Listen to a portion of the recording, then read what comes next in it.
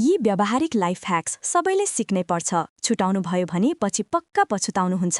1. पुराना दर्जीहरूले कहिल्यै नबताउने उपाय।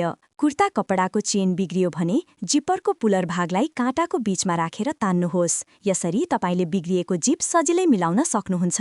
2. रङ गर्ने कामदारहरूले पनि नबताउने उपाय।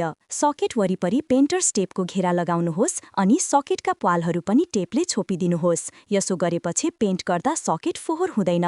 3. एउटा अण्डालाई मोजामा राखेर करिब 3 मिनेट कडा रूपमा घुमाई झुलाइ गर्नुहोस्। त्यसपछि अण्डालाई उमाल्नुहोस्। तपाईलाई भित्रदेखि सुनौलो रङको अण्डा प्राप्त हुन्छ।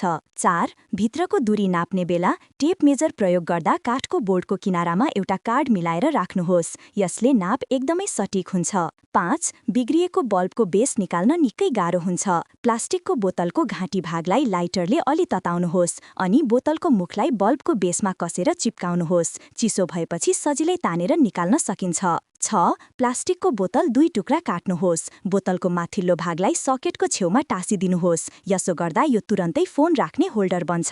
7. यो 100 वर्ष अघि प्रयोग हुने अलार्म घडी हो। एउटा मैनबत्तीको दुवै छेउमा 2वटा सिक्का राख्नुहोस्। मैनबत्ती बन्दै जाँदा सिक्का खस्छ र त्यसले सुतिरहेको मान्छेलाई बिउझाउँछ।